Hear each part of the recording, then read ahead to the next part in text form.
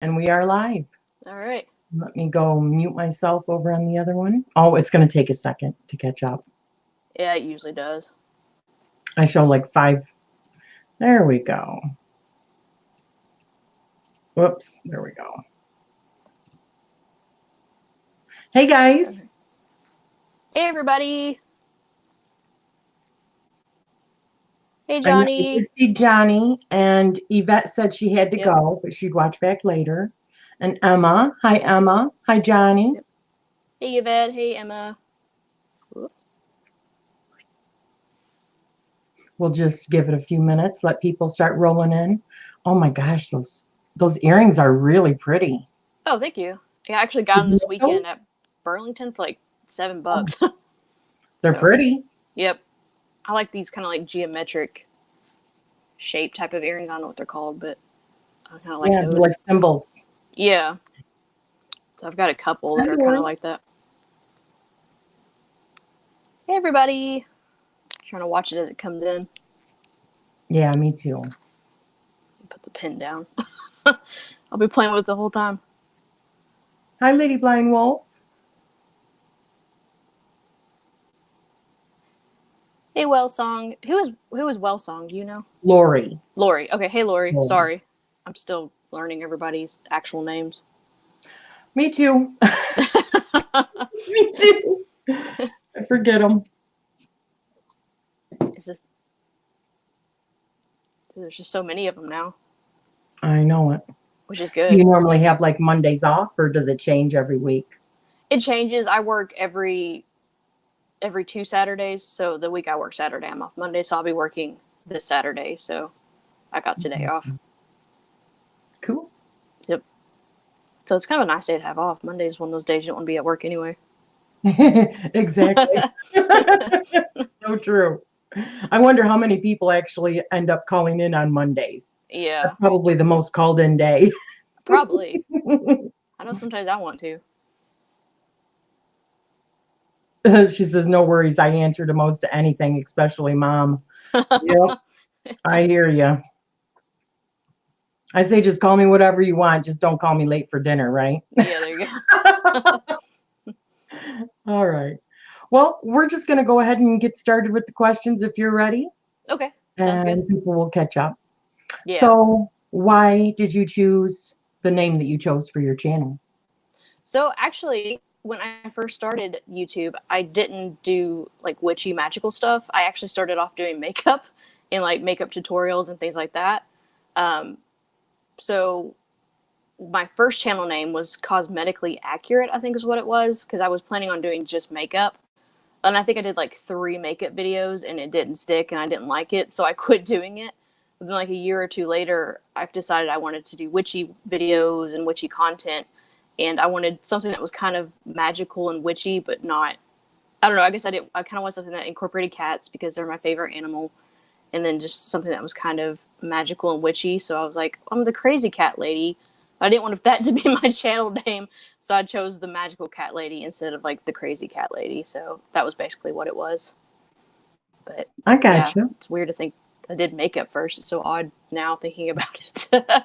No, after watching the one video that you did where you were putting on your makeup too, I was like, damn, she's really good at that. Oh. She's just talking away and she's just putting it on. Your makeup looks really good. So that doesn't surprise me.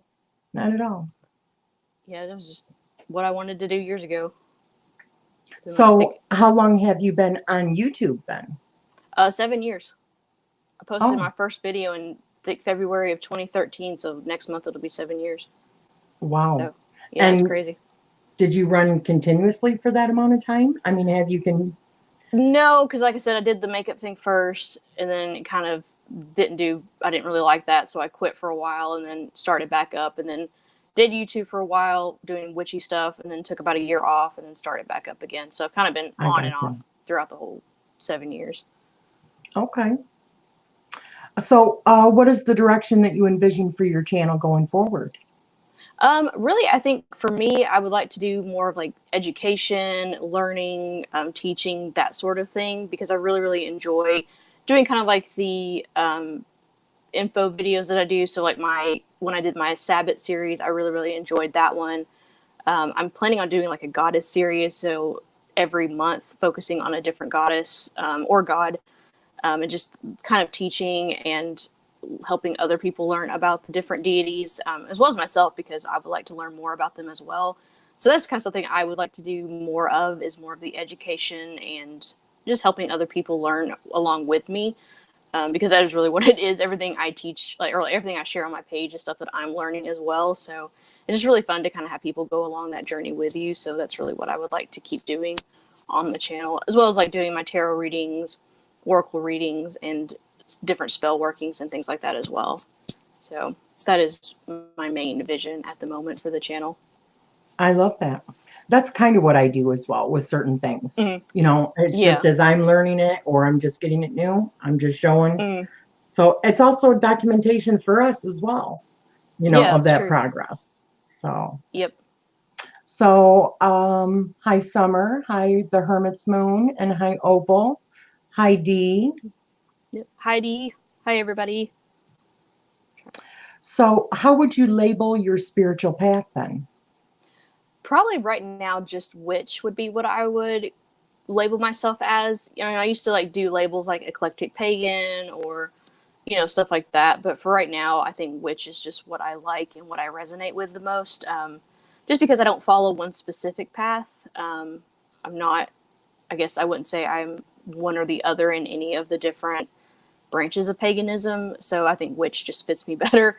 And I just kind of like it over eclectic or some of the other terms. And even though I kind of think it's like a reclaiming as well, just because, you know, we still have some of that negative connotation with the word, and that just kind of resonates with me for some reason. So I'm like, I'm going to be a witch. So that is just the term I've chosen recently. Right on. So, do you use divination? If so, what types do you use? yes, my main ones are tarot, oracle, crystal ball reading, and then channeling are the ones that I use the most often. Tarot and oracle probably being the most used out of those four. So those are the ones I use quite often. Okay. Do you have a website? Yes. It is TheMagicalCatLady.com. Let me put that in the chat here really quick. It is gorgeous, guys. You just did this, what, like yesterday? Yeah, over the weekend. Yeah, pretty much all day yesterday is what I worked on it all day. It's gorgeous. So, thank you. I love the colors. It's all Wix. It's their templates. I just copied and pasted. Hey, it works. Yeah. Now, guys, down below, I've also got Brooke's Instagram. I've got her Facebook. I've got her channel. And what's the other one? Her email. Oh, yeah. So you can contact her, through all of those. Okay. Yes. So do you know what your tarot birth cards are? Yes. My sun sign birth card is the moon because I'm a Pisces. And then I did your little thing on your website, went to the little site, and it's the Chariot and the Tower are my two birth cards. So interesting. Also fitting though. Especially the Tower. I was like, yeah, I can see that. Unfortunately. Yeah, unfortunately the Tower always tends to creep up into my life too. I say this. No. Yeah. That's what we all say, the Tower card. Yeah. Although it's not always as bad as what it seems, but sometimes you're just like, really, not again. This is nonsense. I know it. So, what is your life path number then? 7. Yep, I've actually done it in different methods, and it always comes up to 7. So it's kind of interesting. So I was like, well, I guess that's meant to be my number, so I'll take it. What do you mean a couple of different methods? Maybe like with your maiden name and no, because it's birthday, right? Yeah, I did it a couple times with a birthday, and it always comes up 7, where you break down the numbers, and then I put it in a calculator as well, like the ones you can do online, just to make sure because math is not my forte. So I'm sitting there like actually doing numbers, I'm like, this could be wrong. But yeah, it always comes up as 7 when I put it in the calculators too. So I'm like, well, that must be the number. So I'll take it. Just checking. Yep. I saw Summer come in. Are you feeling better? I was telling her beforehand about you. I told her I'm starting to feel a little bit feverish. I hope not. Oh my gosh. That could be my tower moment this week. Oh, I hope no. not. But Yeah. I told her if I do, Hmm. I'm gonna track her down because she's the one that got me sick. But oh, hi Patsy. Hi honey. Hey, Patsy. Who else has come in here? Been trying to watch. It's hard to catch everybody as they go by. I know it. So, what is your sun sign? Pisces. Pisces. Oh, okay. Mm-hmm. Very intuitive. Yep. So, what is your current favorite tarot card? Do you have one? At the moment, it is 2, actually. It's the 10 of Cups and the Queen of Wands. Queen of Wands is because that's the card I got when I did my card of the year for 2020. So that's the one I've been kind of working with for the year. And then 10 of Cups, I don't know, for some reason it's been coming up a lot in my readings. And I've always liked that card. So right now it's kind of a favorite just because it's constantly in my card draws I've been doing. So Hey, those are 2 great cards. yeah, so I'm not complaining. It's better than the Tower. Yeah. So what is your significator card? Do you know? For me, the Queen of Cups, probably just because I'm a Pisces, and then also the Fool, just because I really, really resonate with that card. Yeah. And then also it's probably one of the reasons why I get so many Tower moments is because have the Fool moments as well, and just step into stuff. So, hey, at least you're open to experiencing, and the Tower card is all about spiritual growth. Yeah, so I'm getting both. Probably forced upon you spiritual growth, right? Yeah. Yeah. Okay. So, do you have a current favorite deck right now that you're working with, or just a favorite deck? My all-time favorite deck is the Tarot Illuminati deck. But my current deck that I'm working with, that's my favorite, is the Tarot de la Nuit deck. That one, for some reason, has just been wanting me to work with it. So I've been just reading with that one almost the whole month. Yeah, do you by any chance have them right close so that we can see a few of them? Let me get the basket down. Ooh. The basket protects them from the cats, but also keeps them organized. Oh my goodness. Oy. You gotta love those kitty cats. Yeah, they're always into stuff. But yeah, the backs look like, whoops, there we go. Like that. Glare. That might be a little bit easier. There you go. Yeah, and the cards are really, really pretty. Oh, that's so pretty. Which one is that one, honey? The Tarot de la Nuit deck. It's a Los Scarabeo published deck. But yeah, it's very fantasy. And that first one you pulled reminded me of Daenerys. Yeah, there's a couple in here that I'm pretty sure the artist took inspiration from her because you can really see her features in them. And then one of them is her name Natalie Portman, the one that was in Swan, the Dark Swan, Black Swan? Black Swan, yeah. Yeah, her. You could totally see that it's her. But yeah, it's very like fantasy and whimsical, and this is one of my favorite decks. I use it all the time. That is gorgeous. Yeah. And it helps me read more intuitively just because it says the traditional Rider-Waite-Smith titles at the bottom of them, but the images really aren't. So it is really a deck that you can just look at the imagery and just read intuitively versus getting stuck in, kind of like the traditional meanings of cards, which is fine, but sometimes it's just nice to get out of that. Yeah, they're really, really pretty. Gorgeous. This one's... Sorry, go ahead. Oh, no, I was saying, this one's interesting. I like it, but it's also kind of... Oh, it's also kind of gross to me. It's also kind of gross to you because of the heart? Yeah, because she's got it cut out and on sewn onto her. And I'm just like, bleh. Every time I see that, I'm like, oh, it's gross. Yeah, this is a really, really pretty deck. And what about that is so pretty. What about the Illuminati one? You said that's your all-time favorite? Yeah, I can pull that one too if you guys want to look at it. Whoops. It is down here somewhere. That would be awesome so I can Hurry up and text my daughter back and tell her I'm in live.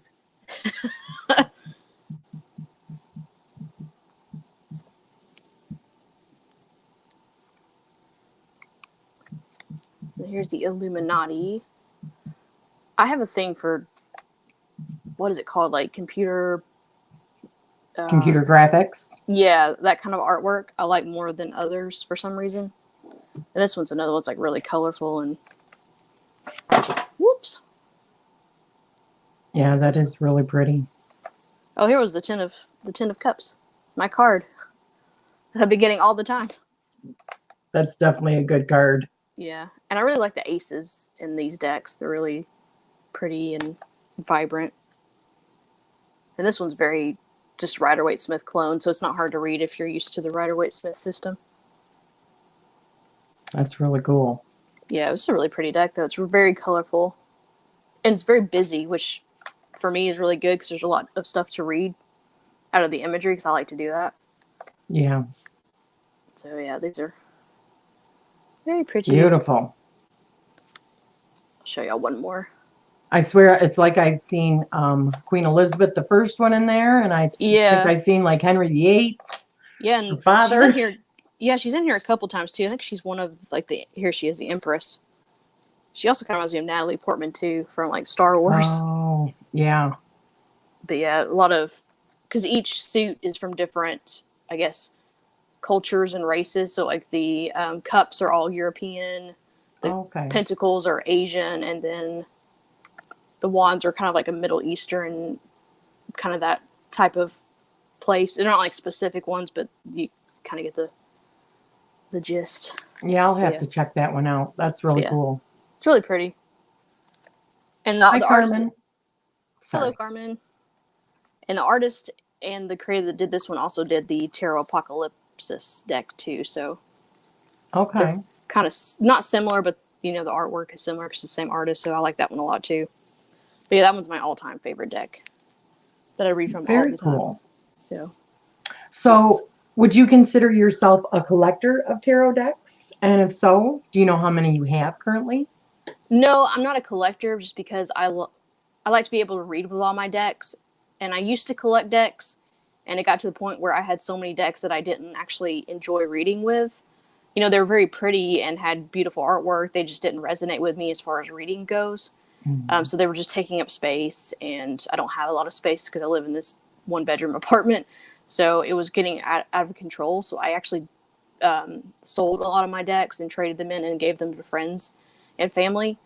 So right now I only have 19 tarot decks and 12 oracle decks. That's good. Yeah. That's really good. Still a decent size, but you know, it's not collector size, and I can actually rotate and use all my decks. So yeah. Which makes it And you nice normally pair them up, your tarot and oracle? Mm-hmm. Yeah, I usually either ones that I think look nice together or just ones that speak really well together. Right now, my favorite combo is the Tarot de la Nuit and the Foxfire Kitsune Oracle by Lucy Cavendish. They seem to go really well together. Oh. Which is odd because they're not really the same. Like, the Tarot de la Nuit is very kind of dark and fantasy, whereas the Foxfire is still fantasy, but more kind of like happy and like fairy. And so it's very odd. They go together, but they do. So that's what I read with. That's cool. Yeah. And I also just got the Sacred Destinies Oracle, and that one's a really good deck too. I was surprised. That's really beautiful. There was one of them that I seen. I can't remember which one it was. Maybe it was the Illuminati that you did a walkthrough of, and I seen it. I was like, oh my gosh, but I don't think it was available anymore. I don't know, but I was like, oh my gosh, I gotta have that deck. Was it the Apocalypsis? Maybe. I've got it right here. Hang on. Or it might have been is it the Chakra Wisdom? I know you said you wanted that one. No, it wasn't that one. No, okay. This was one I had never seen before until I seen it on yours. And maybe it was one that was on Etsy. Oh, it's probably the what's this? The Earthly Souls and Spirits. Maybe that was it. With all the witches. Yeah, it's this one. Yes. Oh my gosh. That is so stunning. That's big though. Those are really big, aren't they? Yeah. I think she has come out with a newer version. Dee was telling me about it on, is it Make Playing Cards? One of those like where you kind of, you can make whatever you want. And it's a little bit smaller. But yeah, these are huge. I actually rounded off the corners so they're a little bit smaller than they used to be. But yeah, this is a really, really beautiful love deck. those. Those are gorgeous. I mean, but I her would artwork definitely is have a amazing. hard time being able to shuffle them. Oh my God, look at that. Oh yeah, this deck is almost impossible to shuffle. I just kind of, even overhanding it is because they're so big and I have such small hands. Like they get out of control. But this was my favorite one, with the fall and the witch in the woods. But yeah, this is a really pretty deck. I like to pull this one out during the fall and also on the moon cycles because there's so many moons and the back's got the moon cycles on it. So it's just a good deck to read on the moon cycles. So like full moon, new moon. But yeah, it's a really, really pretty deck. It's a pretty one with it. Everyone's saying the same thing. I want that one. Yeah. So Dee says that she doesn't have the big ones anymore. So does she have the same ones, Dee, but they're just smaller? She's saying that you can only get them on Make Playing Cards, and they're $60 for a smaller version, which is more than I paid for these, because these were $50. So it's odd that she's doing Make Playing Cards for $10 more. But does anybody have a link for that? Dee, do you have a link for that, honey? No book and no box, sadly. Really? Yeah, this one didn't come with a book either. $60. Yeah, it was. But that's an oracle, right? It's not and the keywords. And it's got keywords. Yeah, you can see them down here at the bottom. I'm kind of covering them up. They're pretty easy to read on their own because they're just basic words like tranquility, purposeful. So you could definitely, if you didn't have a book, you could just read them on their own. Yeah, those are gorgeous. Yeah, I definitely want those. Yeah, this is one of my favorites. And honestly, I think not for the price point, but I would rather have a smaller version. I like the fact that you have the big artwork, but man, these things are a pain to shuffle. But yeah, those are glossy, aren't they? Very glossy. Yeah. I don't know. Yeah, I don't like that bit about it either. Yeah, that one's a really pretty one too with the Luna moth on there. But yeah, this is a great deck. I love this one. And her artwork's amazing. But yeah, that one's a definite. If you can get a copy of it, I definitely would. I definitely am going to try. Yeah, $60 for Make Playing Cards is kind of a little up there for me. Yeah. Because, I mean, I did pay $50 for those. Especially with no book and stuff. Yeah. And she used to have a nicer version that came with, like, a nice little, like, one of those harder, nicer boxes. And they were, I think, maybe even gilded. I can't remember. I've seen them before through flip-throughs. They look, like professional published cards. I'm not sure why maybe the publisher she worked with. I don't know the whole story behind it. But I wish she'd go back to that version because that version, I would pay probably $60 for a nicer version with a nice box and the perks and stuff, but yeah, not for. So the playing cards one probably is like what? Just your basic tuck box? I would think so. Said? Yeah. Thank you, sweetheart. Downloaded PDF on Etsy you can buy for $2. Fortunately, I was fortunately gifted mine. She has a downloadable PDF on Etsy that can. Oh, okay. Yeah. Yeah, because this one came with just a little fold-out thing that you can, and it's got like just one or two definitions for each word, and they're kind of hard to read because they're just, the print's so small and they're just squished together, so I just kind of never use that. I just keep it in there so I can not forget the name of the deck. Yeah, that's a great deck to get gifted, though. Yeah, it's a great deck. I would, if you can maybe save up the money or something, but that is a little bit much for Make Playing Cards. I hope she makes it either more affordable or ups the production to make it worth $60 because I think that would be nice. But what can you do? Exactly. So, do you currently have a favorite book or an artist? Yes, witchy books. I have two, and I actually got them out before the video so I could show them to y'all. Let me grab them. Favorite witchy books are Backwoods Witchcraft, Conjure, and Folk Magic from Appalachia. I don't know. It might be switched over for you guys, but this is a really, really good book. This one's actually more, it's kind of like Conjure, but not Hoodoo Conjure or Voodoo, not the African Conjure. It's more of the people that live in Appalachia and things that they have brought over from like Ireland and Scotland, because a lot of this area where I live in Appalachia is or has been what's the word, settled by Germans, Irish, Scottish people, and English.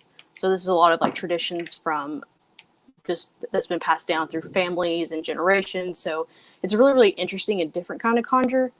And I liked it just because this is the area I live in. And I remember like family members doing stuff like this, but not actually calling it anything like conjure. They just did it. So it's kind of interesting to see that it's like, oh, it's actually a thing. It wasn't just my family members just doing stuff. But yeah, it's really, really interesting. And I liked it. And the guy that wrote the book, Jake Richards, that's kind of his, I guess, mission is to collect all the information and write it down for other generations, because it is being lost, just because it's more of the older generation is, you know, obviously dying out, and then the newer generation is not keeping the knowledge or the practices alive. So that's kind of what he wanted to do, was write the books and keep it alive, basically. So it's really, really interesting.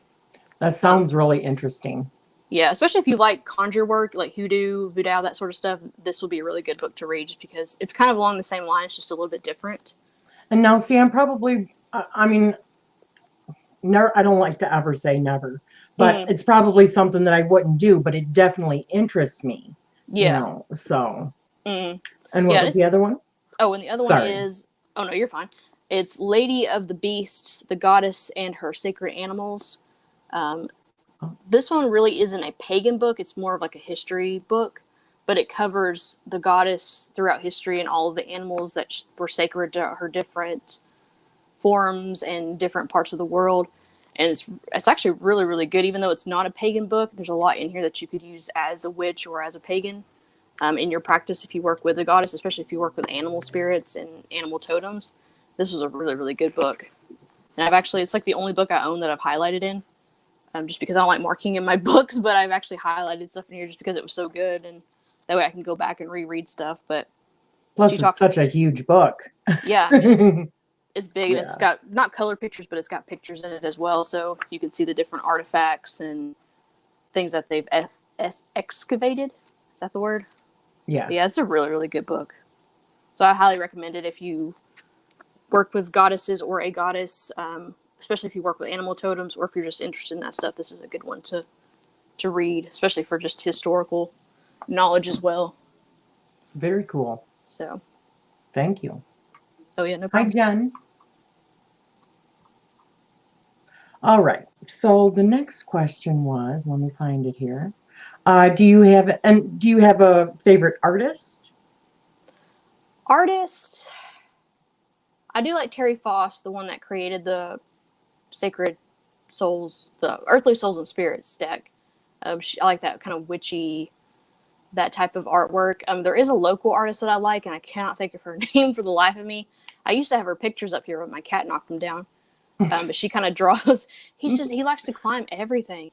But she draws similar things, like very kind of whimsical, futuristic type of artwork. And I had a really, really cool one that had almost like an alien woman holding a planet that I had on the wall. It was really, really pretty. So yeah, I need to get them out again to show you guys. I did a video tour of them, but now that my cat decided he wants to climb pictures, I can't put them up anymore. But yeah, I like that kind of stuff. So anything whimsical, kind of fantasy, witchy, that stuff's always up my alley. So very cool. So do you have a current TV series that you are enjoying? This one does not have to be witchy, just a TV series or whatever. Yeah, actually we have a few, because we watch a lot of anime. Me and my husband do. So right now I'm enjoying My Hero Academia. I liked The Witcher a lot, the Netflix show. Mm-hmm. That one, I was surprised. I didn't know if I was going to like it or not, just because I didn't know when they do video game adaptations, sometimes they're kind of questionable. But I think since they had the books to go off of too, it probably helped out. But yeah, that was a really good series. I actually really liked it. The other ones are Babylon, which is another anime series that I'm enjoying, and Case File 221, which is a Sherlock Holmes anime series. So. Oh, that's cool. Yeah. My son gets into anime a lot. Oh, really? Yeah. Yeah. It's probably an age thing. Could the be. younger people, I think, like it more. I mean, I don't know. That's just my guess. Probably. too. I think any probably 90s kids, especially just because we grew up with Pokemon and Yu-Gi-Oh and stuff. So yeah, I think that's what we grew up with. So we just keep watching it. Yeah, he was 95, so that's right in the middle of that. Absolutely. Yep. And he had the Yu-Gi-Oh cards and he would the Dragon Ball Z stuff. Yeah. Oh, yep. Yeah. Dee says that all of her books have scribbles. Oh, I usually am not a book. Like, I don't like to write in books or mark them just because I can always trade them in later if I don't do that. But yeah, that one, I'm like, I'm keeping that one forever. So I'm just going to go ahead and highlight it. Jen says that she has that book in her cart as well. That's where her grandpa's family is from. Probably the first one that you did. That you showed. Okay. It's a really good book. I would definitely recommend it, especially if you have family that live in that area and you're familiar with it. You probably even have family members that have practiced that kind of, conjure working, and they just never, because they don't really call it that. And he kind of mentions that in the book, that they don't call it. It's just what they do. So, especially like your grandparents and great grandparents. So it's really interesting to see how that was like actually something that happened in everyday life. And I just thought it was like nothing out of the ordinary, which I guess it's not. It's just that's the way of life. So yeah, I mean, if that's the way you grow up, if that's just what that's just normal. It's all. Oh my gosh, people! I have do not disturb on my phone. What the hell? I am sorry. And now I'm just getting so many notifications that I can't even get to it again to make sure that I did it. Well, that's cool. Your dad enjoys anime, Emma. Yeah, tell me. I think I'm the only one in my family that enjoys anime. I think my daughter does a little bit, but it's definitely more my son. My daughter was the end of the 90s. Oh, yeah. So Summer says that she really liked The Witcher, and Lori also said she liked The Witcher as well. You said I thought it was okay.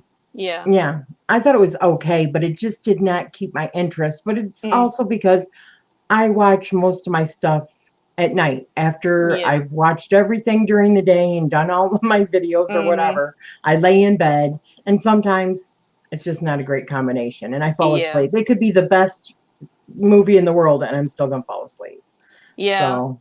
And too, I liked it, but I will say that jumping timeline thing was very confusing. They really needed to have put down at the bottom, like, we're now 2 years in the past or 4 years in the future. I'm like, that would have, because by the end of it, I was like, all right, I'm on the page, but that was by the end of it. So I was like, it would be nice to understand. I did have a feeling when I was watching that, though, that the one guy that was on that journey with him, I had a feeling he was the dragon. Oh, yeah. The gold dragon. Yeah. I thought that was pretty cool. Yeah, that was really cool. She's addicted to anime. My dad got me into it. I like anime, too. Okay. Yeah. All right. Yeah, we love anime. We watch it all the time. We go to the anime cons, and I don't dress to do the cosplay, but we do go down there a lot and do the events and stuff. Whoops. My son has a few favorite shows that he watches that are all anime. What shows does he watch? I couldn't tell you. Oh. He's probably told me, but I couldn't tell you. Yeah. Some of them have such weird names, it's hard to keep up with them. It's probably something Japanese or something. Who knows? Do you have a favorite witch movie or series? Yes. Favorite witch movie, I'm going to butcher it because I don't speak Spanish, but it's Bless Me Ultima. But it's basically about this young Mexican-American boy who lives, I think they live in Texas, but it's during the 1940s, that time era. And I guess his family are Catholic, but his grandmother still practices the old ways and is kind of they call her a bruja, which I think is witch in Spanish, but she's kind of like a medicine woman almost, but she, because she practices the old ways, nobody wants anything to do with her. They shun her in the society, and even her family don't have contact with her, or don't really want to have any contact with her. And for some reason she has to come live with them. I can't remember the reasoning, but they're kind of on edge about it, and the boy, the main character of the story, becomes very, very close with her and follows her around, and she kind of teaches him, and he gets to see what she does. And I guess throughout the movie you see that she's not this evil, bad person. She's just different and practices the old ways and doesn't care. And everybody else in town is very superstitious and also very Catholic. And it's kind of his journey as well, going from, I guess he wanted to become a priest, but now he doesn't know if that's what he wants because he's seen different sides of things. So it's a really interesting movie and it's really good. So I definitely would recommend it. When did that come out? Is it an older movie or? It's not very old. It may be early 2000s, like 2008. I'm not sure though. I have to look it up again. Okay. But it's a really, really good movie. Sounds interesting, definitely. Yeah. So Jen says, my grandpa's dad was orphaned while my great-great-grandpa was drafted but widowed with 6 kids at 26. So my great-grandpa and siblings were raised by the community. Oh, wow. Oh, wow. Dee asks whether or not you've read the anime series Tarot Cafe. No, I've never even heard of that. That sounds interesting. I'm going to have to look into that. Is it like actually about like tarot and like reading tarot? Because that'd be really cool. I did start one manga, The Girl from the Outside, and it's pretty good so far. So, do you have a favorite season of the year? Yes, summer. My all-time favorite is summer. And is it because you love the heat or just the sun itself? Yeah, I don't hate winter as much as I used to really hate winter, but I don't as much anymore. But I do prefer the warmer time of year, or at least the time of year we can get outside and do stuff and not freeze to death. And then I like also the plants being alive and you know, and you can go camping, go on vacation. Summer's kind of like that vacation time, so it's kind of like seems more easy breezy and fun. So I think it's one reason I like it as well. Yeah. So, do you feel a stronger connection with a certain element? Fire. Which is for being a water sign, I really, really connect with fire more. But I think it's because I have a Leo rising, so I think that maybe that's where it comes from. But yeah, definitely. So you think you use that more, like in your magic, than anything else? Oh yeah. Fire? Yes, because I am always candle magic is pretty much 99% of all my spell workings. Them just burn. I like just not in like a bad like illegal way, but I just like burning sage and like burning candles and I don't know what it is. I've always liked doing that. So I mean, I've heard a lot of what you say. I really like to burn stuff. Yeah. No, that doesn't mean burn down your house. It means burn sage. Yeah. And I really like, because I got one of those little mini cauldrons that I have on Hecate's altar, and I like burning stuff in that too. I don't know what it is. But yeah, I've always liked fire. I've always liked, like building fires for like campfires and stuff like that. And it's just something I like watching it too and like listening to it. And I like the smell of firewood burning and just something relaxing about it. Definitely. I love the smell of sage. I know some people don't like sage. I love it. I think it smells so freaking good. Yeah, I mean, sage and Palo Santo are probably my favorites. Cedar, I don't really care too much for, surprisingly. I think it burns too fast and gets that very like scorched smell to it. Yeah. But sage and Palo Santo just burn so slowly. You actually get a nice scent off of them. So those are the ones I burn all the time.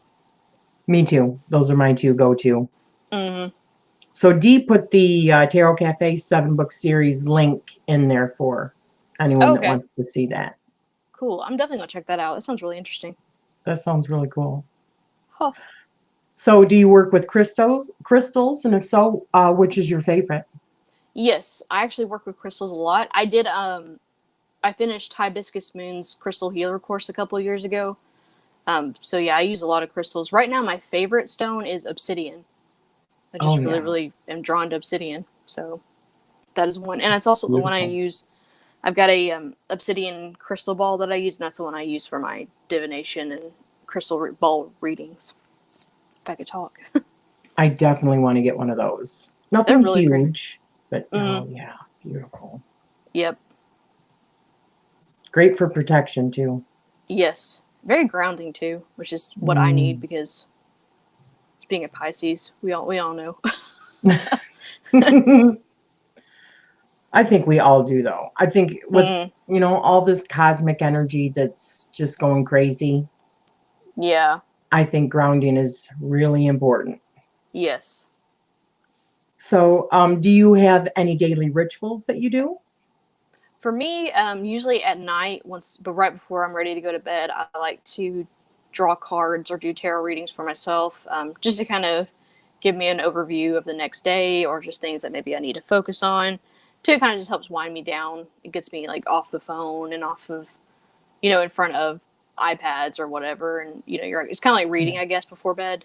Like, not like tarot reading, but like book reading before bed. It just kind of calms your mind down and gets you out of like Mm, was it blue light is what it's called on the phone, but that's what I like to do right before bed. So I need to get me some of those glasses because of yeah. always being in front of the screen and stuff. Hmm. Yeah, Yeah, it's strange you after a while. definitely. My eyes have really taken a hit. Hmm. Most definitely. Yeah, I have to So, do keep you prefer coffee or tea? coffee in the morning, and I like herbal teas. Pretty much the very like fruity, flowery kind of herbal teas I like a lot. And then just being in the South, clearly I like sweet iced tea. So that's just like water for us down here. So Yeah, we I used to drink that make a it all lot. the time. Mm. I think the key to it, from what I understood, was actually boiling the tea, or well, boiling the water with the sugar in it, Mm. and then letting it steep for, whatever, 30 minutes, Yeah. 20 minutes, whatever, and then putting Mm. all of your, we used to, but Mm. then my husband was diagnosed with diabetes, so Oh no. we stopped doing that. Yeah. Yeah, I rarely make it just because I'm the only one that'll drink it, and Yeah, I can't drink a gallon of sweet tea a day. I'll die. yeah, exactly. It'll be good, but yeah. It is so yummy though. Oh my Yeah. gosh. It's so good. So, do you have a special skill or hobby that you would like to discuss with us? Actually, my husband and I, we do kendo, which is Japanese sword fighting. We've been doing martial arts for a couple of years now, and that's something we do together is the sword fighting. So, you have the long like bamboo balkans that you fight with, and that's what we do on the weekends usually. Sunday is our kendo day, so we haven't really got to do it too much since the weather's been really cold and rainy and gross. But when the weather's nice, we like to go outside and fight each other with wooden sticks because we love each other, and that's what we do as a couple. But that's something we do a lot is the martial arts and sword fighting. I But yeah, love it's a that lot of fun. because we love each other. Yeah, we fight each other with sticks. It's trial by combat. Sounds like Klingon to me. Yeah. It's a lot of fun though. I mean, you got to be careful because you can get into it a little too much. We've kind of we can get a little rough, so we have to keep an eye on how much energy we put into it because we also don't have any of the protection equipment, so we just kind of get out there and just well each other with sticks. So you kind of have to gauge your your energy, otherwise you will get hurt. So, do you guys also have like a collection of swords and stuff? Yes, we collect the like what do they call like the decorative swords and stuff that not really meant to actually use, but you hang them on your walls. And I actually a couple of years ago he bought two antique fencing swords, and I bought him an antique fencing mask to go with it, and we have them on the wall, or we did. The cat climbed that too, so we had to take that down. But until we had to take the thing down because of the cat, I bought him a nice little stand to put it on, and we had him crossed on the wall, so it looked really cool underneath the mask. That is really cool. Yeah. So we I'm the collect a lot kind of of person, swords. I don't really want a gun, but I wouldn't Mm, mind having like a ninja sword. yeah. Yeah. Yeah, we have a lot of them. And when we go to anime cons, we usually buy one or two just because they always have them. So, but yeah, we keep our the wooden ones by the door in the bedroom. So I'm like, if ever there's like a house intruder, I'll just beat him with this wooden sword. Jen said, I would love to beat my husband with a stick. It's a Yeah. lot of fun. It's a good stress reliever, but you got to be careful because you doing it against somebody else. But it's fun. Yeah. I could definitely go for that a time or two. Yeah. Okay.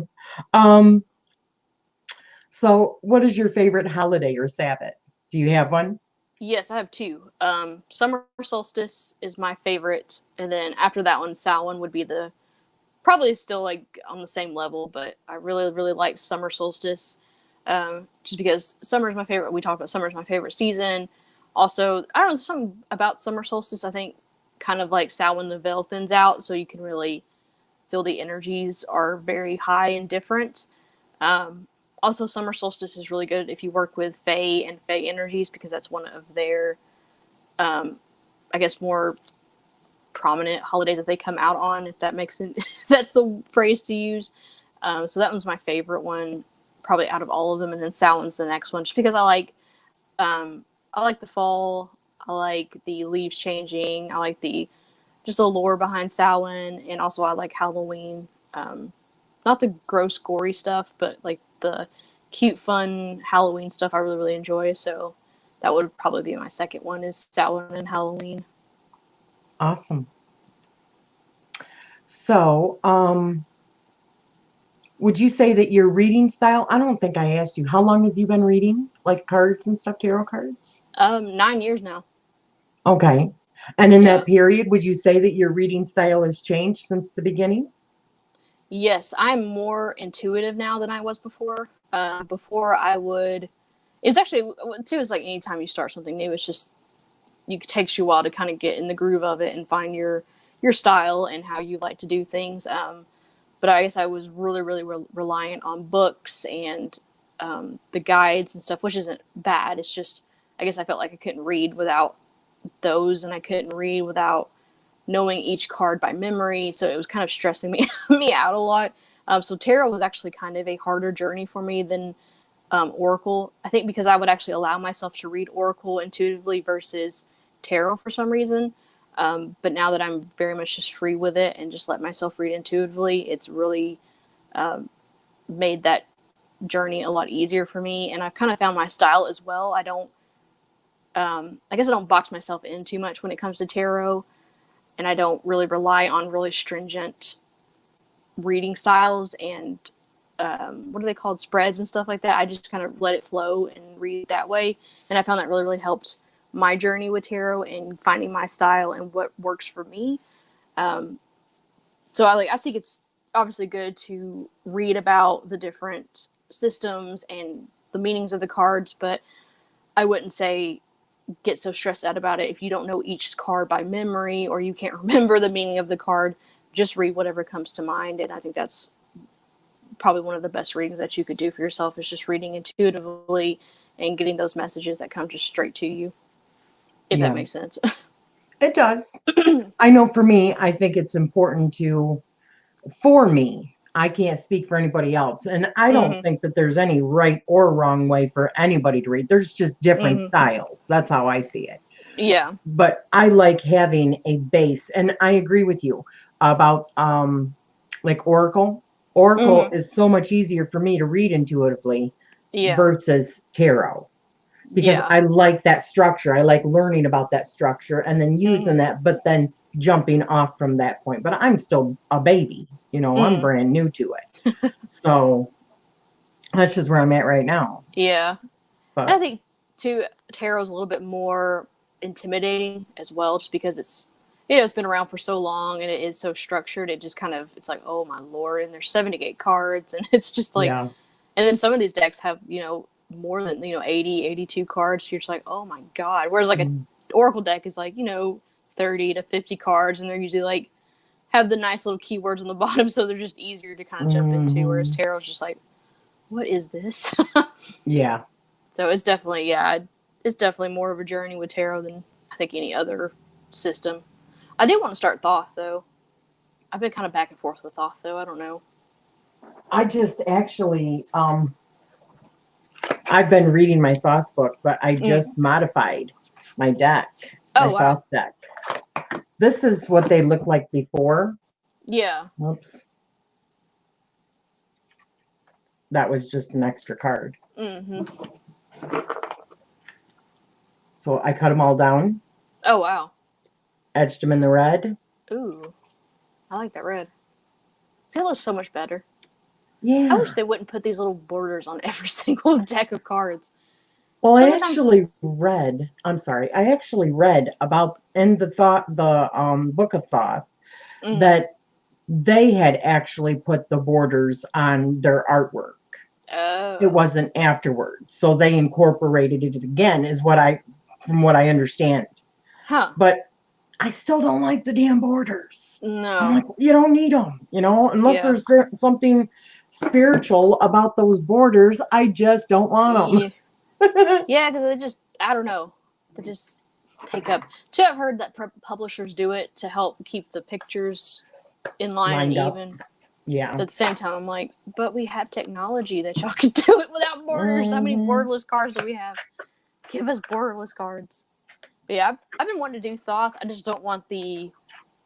There's a deck I'm looking at, and I can't think what Is it's it the called off the top golden of one?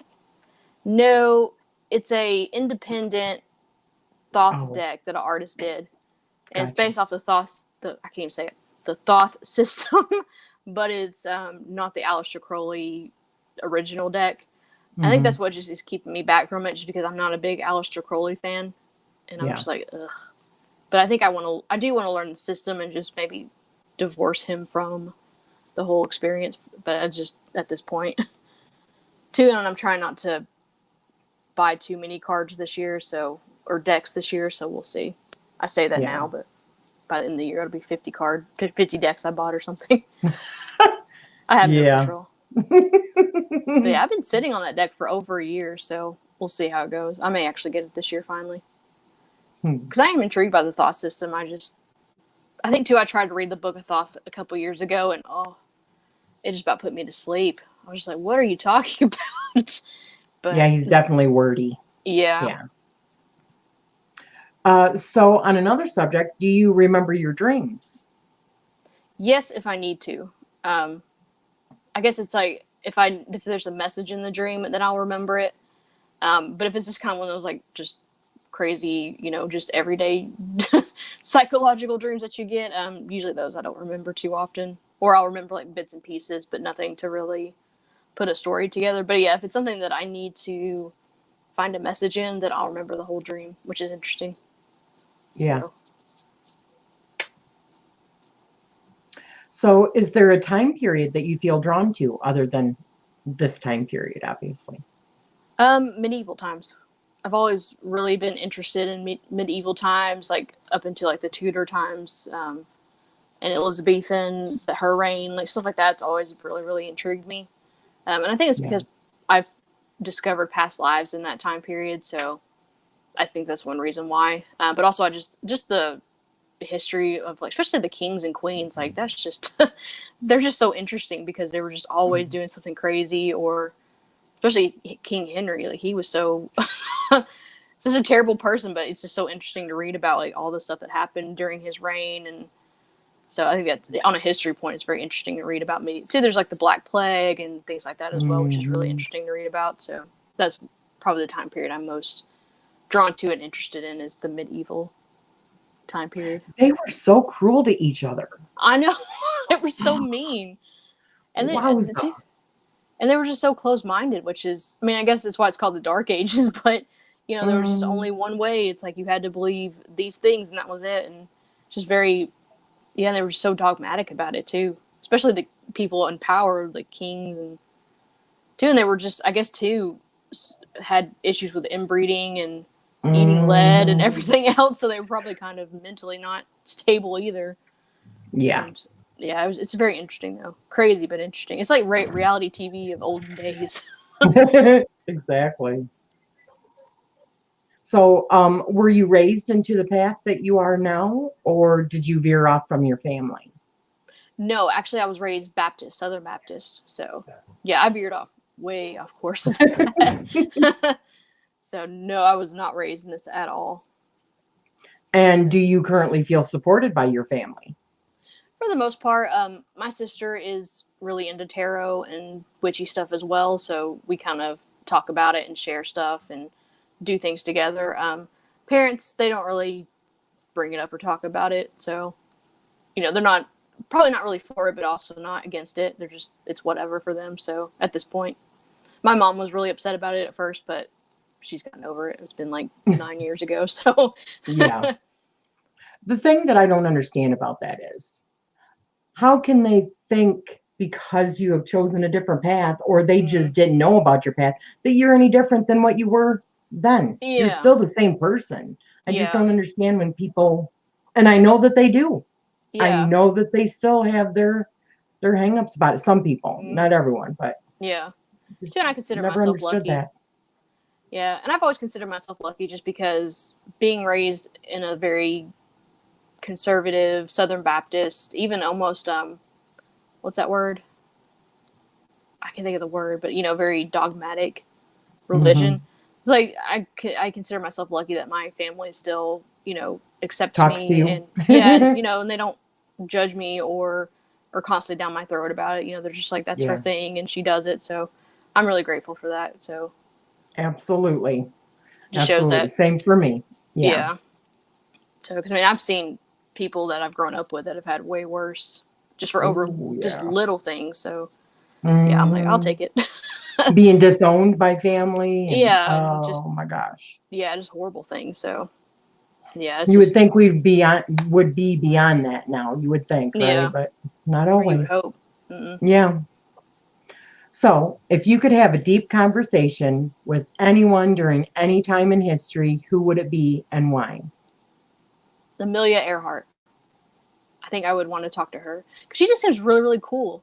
She was always just, you like read about her life and things that she did. Like, she was just very out there and was kind of very assertive, which was you know different for women at the time, just because that time period women were still expected to be housewives and not be don't have a career, but especially don't be an adventurer or want to achieve great feats and do things that were considered man things. So I think it would be really, really interesting to talk to her, also just to find out what happened to her.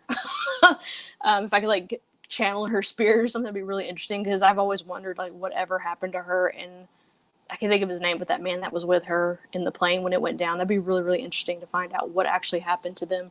But I think she'd be a really, really cool person to talk to, just because she was a very strong woman and achieved a lot during a time that was, very difficult to achieve those things in. So, When and she was was very much her that? own person. When did she go down? When did her plane go down?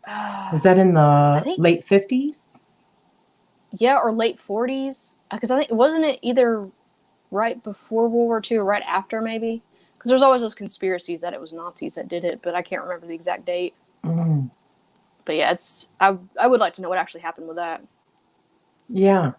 Do they So have any idea where her plane, around about where her plane went down? yeah, they have different theories, but I guess I guess they can't find evidence. No They proof. can't find the plane or nothing like that, so they can't really pin it down. Yeah. So, and with it being so long ago, they didn't have the same tracking technology we have now, so it's just hard to. Mm-hmm. It just sucks. But So, if you could go back to any event in history, what would it be and why? I have two. I would go back to the pyramids so we could finally put the debate to rest. Did the aliens build the pyramids, or did the Egyptians build the pyramids? I don't know why, but that has always intrigued me. Even the other big monoliths and those big pyramids that they find in other countries. I'm like, we finally need to put this to rest. Was it the aliens or was it us? But the second one I would do is I would go back to 1913 to see the first performance of the Rite of Spring, because that was a very interesting event. So that would be my second one that I would go back to. What was the second one? The first performance of the Rite of Spring. It's a classical ballet number. Oh, I don't think When I've it heard first of it. aired, it's really, you probably heard the music if you listen to it. But at the time when it when it was performed, the music was very different for the times. It was very jarring, and the whole storyline of the ballet is a pagan culture is celebrating the Rite of Spring, so they're performing sacrifices and doing pagan rituals and things like that.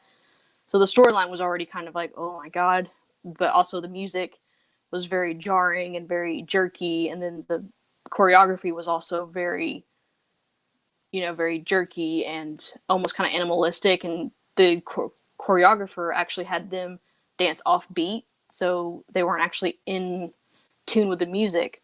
So when it opened in 1913, people hated it so much that they started throwing stuff at the stage, and then a big riot broke out, and they just started fighting each other.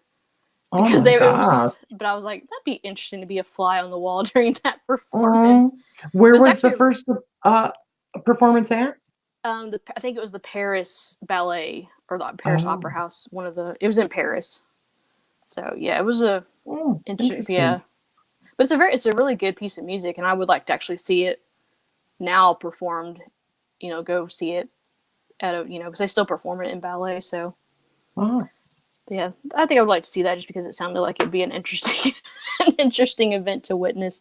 Just people being so upset that they didn't like a ballet that they just broke out in a riot and started beating each other up. People don't like change. Yeah, that's true. But I mean, beating off or dancing off beat, Yeah, don't even. Don't go there. So the last question is, what do you wish to gain from your channel going forward? Probably just continuing to connect with other people in the community, because I think that's been one of the best things that the channel has given me, is just being able to find other people and, other like-minded people as well, just because here where I live, there really isn't a lot of that. So I don't really have physical people that I can connect to. So it's nice to have like an online community where you can go and be like, oh, tarot and witchy stuff. And it's just a nice escape as well, just from craziness in life. So I think that's just the friends aspect of it is what I would like to continue. Even if I don't continue to make content, at least I can stay, and which I plan on continuing to make content, but just if anything ever happened in the future, but at least I would be able to still connect with everybody through their videos and social medias and stuff. So right on. So do you mind if I open this up and have other people ask you questions? Sure. Yeah. So does anybody have any questions for Brooke? Please ask away now.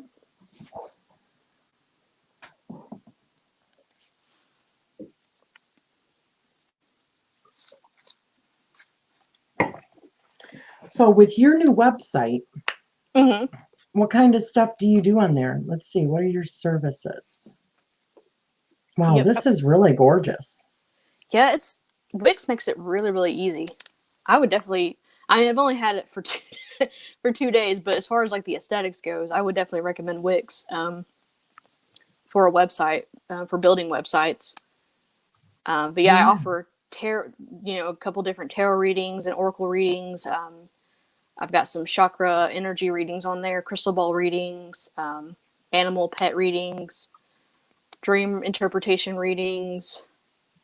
And then I've got a blog on there. I haven't gotten anything on it yet, but I'm hopefully planning on doing at least one blog post a week on there, and probably also incorporate that with my YouTube videos. So like my goddess series, probably doing like a blog post about each goddess or things like that. So again, kind of more educational, hopefully, and also just probably some of my thoughts and on different things. So hopefully this week I can put the first one up there. I didn't really get a chance to work on that this weekend because I was working on creating the website, but that's something I want to do as well, as get blog posts out there. So, there's still free content on there, and, you don't feel like you're just going there to buy stuff. It's, here's something that you can actually have without purchasing any services. This is free. My YouTube channel content's free. And so I guess I kind of wanted to keep it balanced. So it's not like I'm just out for business and money. I'm also like, I have lots of free content to give you as well.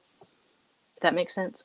Yeah, I think this is beautiful. And for you doing this just this last weekend, I mean, you've got quite a bit of stuff on here already. Yeah.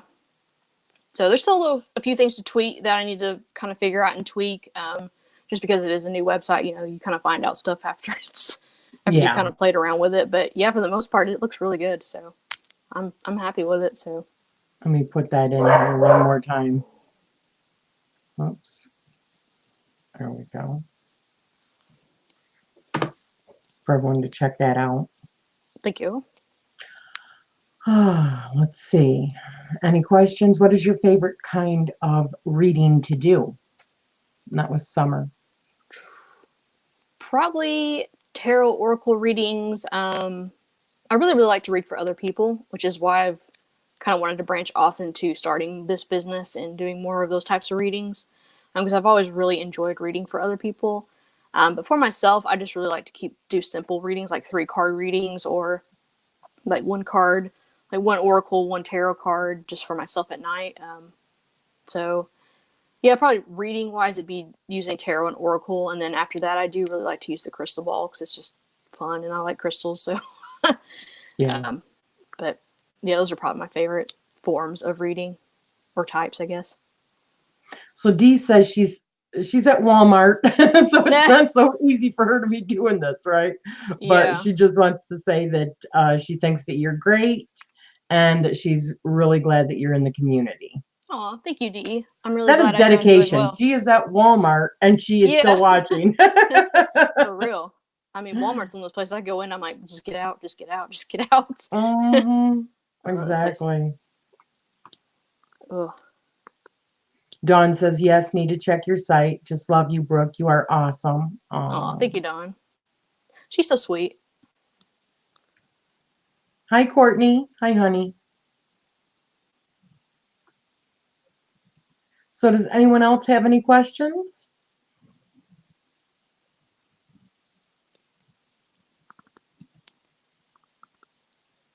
What got you started in tarot?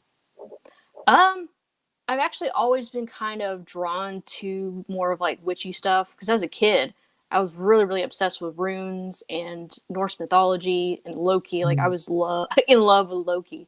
Not I love the Loki. Yeah, more of the mythology, like because at that point the movies hadn't come out, but I just liked his mythology and his story and the fact that he was kind of a trickster, but also he was, he didn't really care what the gods did or what the gods thought of him. He was just like, it got him in trouble, but he's like, I'm doing my own thing. And I guess as a teenager, that was like, oh yes, rebellion.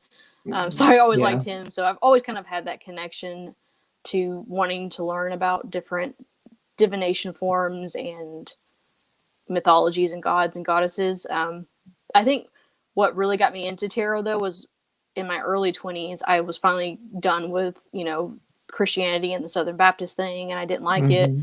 It was was wanting to move forward and find something else that resonated with me. And before I even came to paganism, I was actually looking into Judaism and becoming Jewish and converting to that. And then while researching that, I found out about the different Jewish mysticisms and things that they did, and that kind of led me to Aleister Crowley actually, and the Thoth system and his Thelema, and I think that's kind of what led into the tarot. And I'd heard of it before, but just had never used it, or you see it in movies and it's like, oh, the mystical tarot, and that. So I started doing tarot before I even started doing witchy stuff. So that was kind of the timeline of that. I think I got my first deck at Barnes and Nobles. I bought this it wasn't Marseille, but it was very Marseille-like, very Pippish. That was my first deck. I bought it from Barnes and Noble. Wow. So, yeah, very, very interesting chain of events to that, but that's where it came from.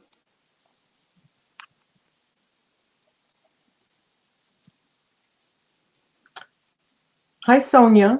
Hi, honey. How you doing, honey? Hey, Sonia. And Courtney says, I'm doing good, just major intense path work. Oh, I bet.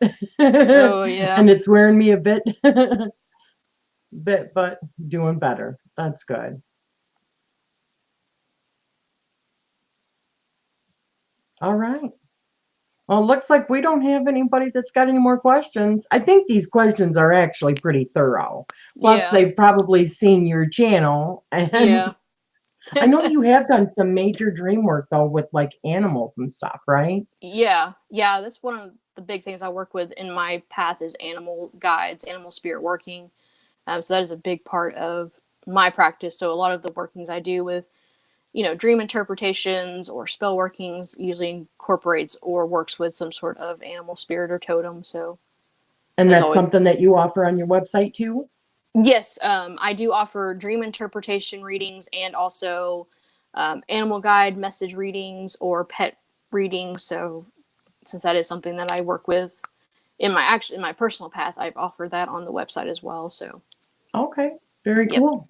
Yep. So if, like I said, if anybody's interested, if you're interested in my reading style, check out some of my videos. Clearly the readings that you purchase on my website will be more personalized and different, but you can kind of get an idea of how I read if that's something that you would want to learn more about. And I'm just going to put Brooke's channel, which I'm sure most of you have been to her channel, but just in case, there's her channel. Please go and check it out. Well, I don't see any more questions here. Emma says, I would love to learn more about animal guides. Yeah, I find that very interesting. And I do have a couple of videos on my channel going over like different animals and their medicine and stuff like that. But yeah, I need to get back into doing that again. I kind of took a break just because, man, that October 31 days of Samhain just wiped me out. I don't know what it was, but doing those 31-day challenges are hard. So I kind of took a little bit of a break from doing more of like the research videos, but I'm trying to get back into that. So hopefully in February, I can start doing more animal totem videos and then starting the goddess series and Yeah. And the holidays were ridiculous. I do find that the challenges are exactly that. They're very much challenging. Yeah, they're especially when fun. you have a full schedule as it is. Yeah, I mean they're really fun, but I think it's just the fact you have to edit and post a video every single day, and even if you film them all in advance, you still got to edit and post a video every single day. So it just there's something about it that just it wears you out. I don't know what it is, but they are really fun. I like doing like this tarot one. I feel like I can easily put them into like 5 of them in a day if I had to. Yeah. But other stuff that I'm not that versed on, like this magic one, which I love it, but I'm not that versed on many of those things. Yeah. So it just didn't seem right to me. But I am going to use that going forward for the rest of the year, maybe to set a pace for myself, being a new witch and stuff, to look at all of the different prompts on there. That is really a great guideline. Yeah. So yeah, and I enjoy watching everybody else's videos because you learn something new. Too. Because like even though I do spells and practice witchcraft, they're obviously I'm not using every single thing that's in the prompt, so it's interesting to see what everybody else does because some of that stuff I don't incorporate. So I'm like, oh, it's kind of cool to see what everybody else does is different than you. Exactly. So I just like to burn things. That's probably why I don't branch out too much. I'm just like always candles and burning stuff. I just like fire magic. I don't know what it is. I've always liked fire magic. I like the herbs. I like the crystals. I definitely love the candles. That's probably one of my big ones. Yep. Because I mean, I've always got so many damn candles burning all over the place. Yep. And then sigil work. I really love sigil work. Yeah, I knew you did like sigil work. Yeah. I have to find out what it's called. But have you seen that new deck that's on Kickstarter that's a sigil deck? It's from the creators of the Children of Litha deck. It's actually somebody might have mentioned it to me. I'm not sure. Yeah, it's really I'm trying pretty. to stay away from Kickstarter. Yeah, that's a trap. Well, it's just because I just like what happened with my Lightseers. Yeah. Not that I don't love these decks, I really, really do. But God forbid, slowly get a hold of something else again, and he's a power chewer. Oh my God, he's a power chewer. I mean, we'll get those. We have gotten those subscription boxes. They're called bully boxes. And they're 4 dogs that are like power chewers. And we had to contact them and tell them, hey, listen, my dog ate the toy within like 20 minutes that you sent. And they're like, well, you got to put that he is like the most aggressive chewer or whatever. And like, we did, that is one of them. Oh my so God. They replaced it. We can only, when we go to the store, we can't get him anything that's even like the hard rubber because he goes through it like really fast. It's almost like it's a challenge for him. As soon as he gets a new toy, he's like just ripping it apart, Is he a big dog or is he like a medium? No, he's a beagle. He's like less than 40 pounds. But beagles are known for being like super independent, being mischievous, being loudmouths. He doesn't just bark. I mean, if he sees someone go by or someone rings our doorbell, he practically friggin' howls. I mean, I love him, but oh my gosh. Yeah. He was a lot to take on for like mainly our first dog. So Yep. Well, so even with cats though, they can be destructive because my lord, I can't have pictures. All my pictures are down now. But then like even when we buy them toys, which I think they make the cat toys pretty kind of flimsy anyway. But I mean, a day and they're destroyed. They can't even have the little feather sticks because they'll tear the feathers off and break the sticks. So I'm like, why can't y'all just play nice? But we yeah, can't have those because Sully tears them apart. He just tore apart one of their mouses yesterday. Uh-oh. Yeah, my Oh cats my tear the mouses gosh. apart. Yeah, well, cats are different though. Mhm. You know, Sully, he's like innocent. He just wants to play. Yeah. Smokey, one of our cats, he'll like, let's say for instance, this is up on the table. Mhm. He'll look right at you. He'll have his paw in it. Yep. Like that, like, watch me do it. Yep. Yeah, ours like to play in the. So we bought a set of coasters just so we could put them on top of our cups because they'll just be like put their little paws in there and just swish around. I'm like, would you not do that? They just like water, especially the baby. He loves water because he goes over and plays in his water bowls all day. So I may need to get him a little fountain or something. But the oldest one, we got him a fountain a couple years ago, and it scared him to death. He wouldn't use it. He stayed away from it. Oh, see, our cats have a fountain. They like it. Yeah. Yeah. Our oldest one, he's scared. I think even though the motor wasn't loud, he could hear it, and it just something about it scared him. But it wouldn't for day. I finally just had to take it down because I was afraid he wasn't drinking water, and I didn't want him to dehydrate. So I was like, I guess we'll just go back to the bowl because I'm afraid he's not drinking water because he's so afraid of this fountain. It was so weird. Goodness. But yeah, they're funny. All right. Well, I don't think we have any more questions, honey. So I just want to say thank you so much. I really enjoyed this. Oh, thank you for having me. It was my pleasure. And thank you, everyone. Sorry, I should be saying it. I'm always looking at you guys over here, but thank you, everyone, for coming. I love you guys very much. And, you know, I'm sending you all love and light. All right. See y'all later. Hang on just a second, sweetie.